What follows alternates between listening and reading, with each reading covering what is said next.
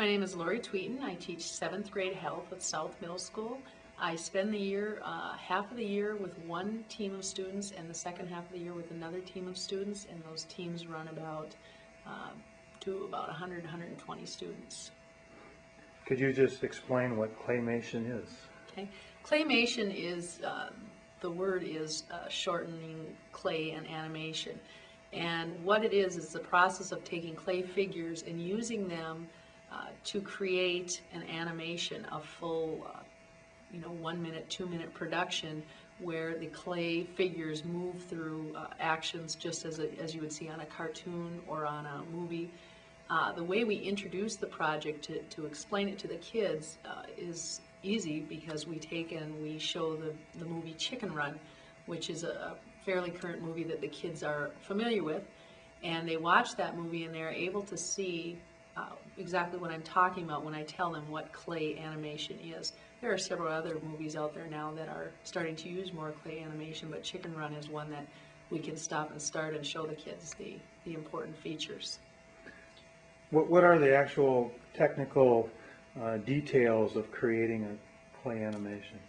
The technical details of creating clay animation include using several different technological devices that some of the kids may have never had access to or been familiar with using before.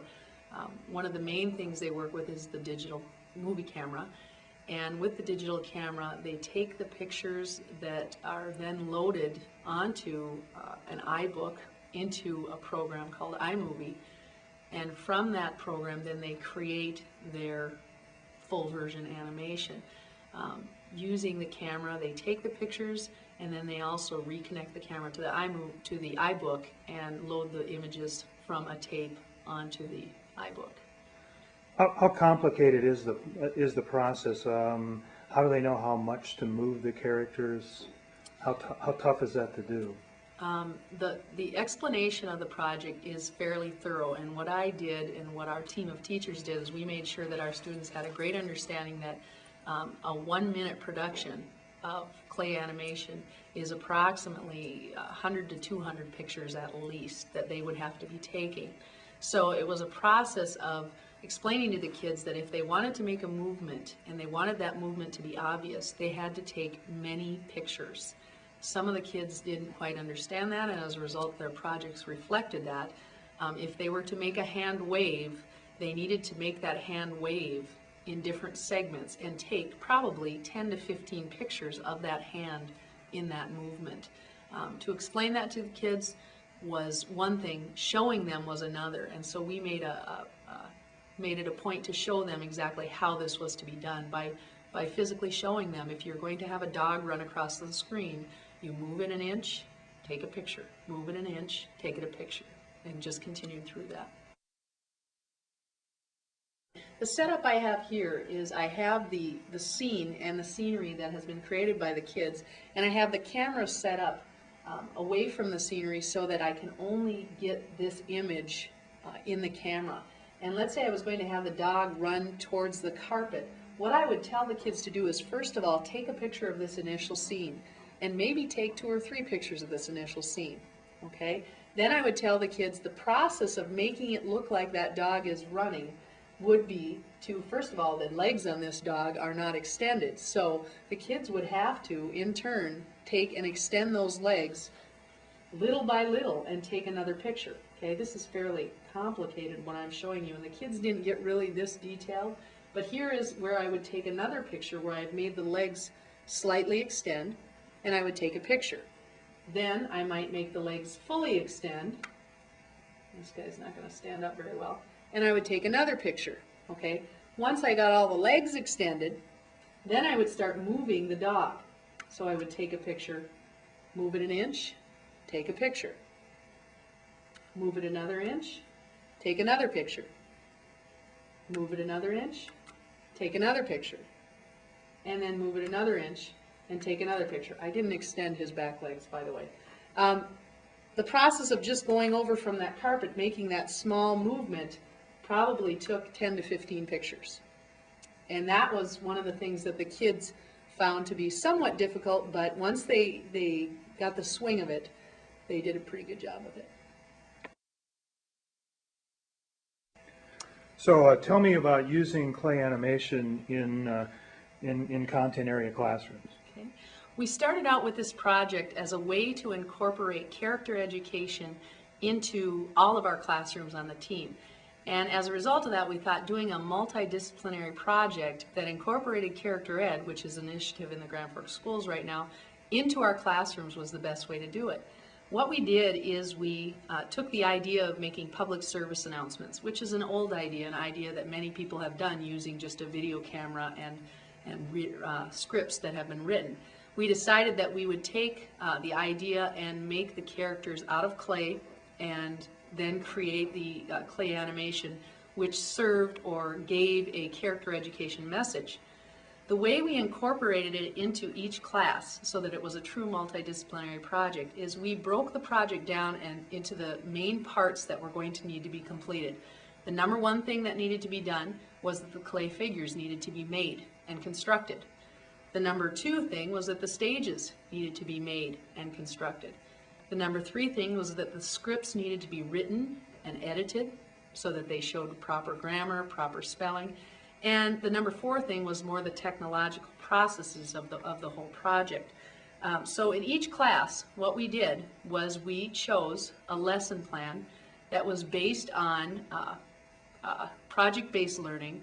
It was based on the idea of cooperative learning. And in that class, students worked within a group of 4 students that they always worked with throughout this unit. Our team of teachers came up with an abbreviated class schedule so that we were able to block schedule the afternoons to work on this project. In math, they worked on area, and in turn they created the stage and the dimensions of the stage that could possibly be used. Now, this was a learning situation, and what we found was that it was probably easier to come up with a stage construction that was solid, that wasn't necessarily constructed totally by the kids. However, the dimensions and having them learn that their characters needed to be a certain size in proportion to the stage was an important process that the math teacher went over with the kids. In English, we chose to use English as the place where the kids would create their storyboard, they would write their storyboard, they would edit their storyboard, and then that became a project in English that they focused on, and they received a grade in English on their storyboard creation. In science, she went into different areas of environmental research. Since the kids were working on character education messages, some of the ideas that the kids came up with when we brainstormed was ideas such as environmental pollution and ways that they could do things differently in our society to make the earth a better place. Science is the perfect place for them to do some of that research.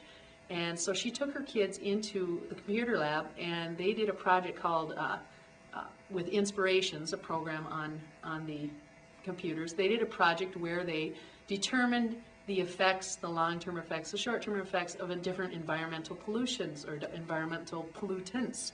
And as a result of that, some of the kids decided to do their entire message on littering, pollution, how to stop these things and how to control them. In my class, which is health, I had a little bit more flexibility. We did use some health time to create the clay figures. We also talked a lot about different images and portrayals that they needed to be careful of when creating their clay figures. The first year I did this project, I had a group of students who formed characters that were actually the Ku Klux Klan.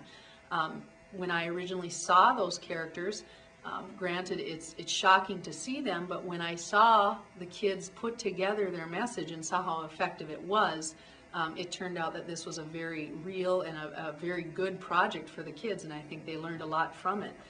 We also talked a lot about tolerance. We talked a lot about different ways to get their messages across in health, and really it turned out the block scheduling was our saving grace.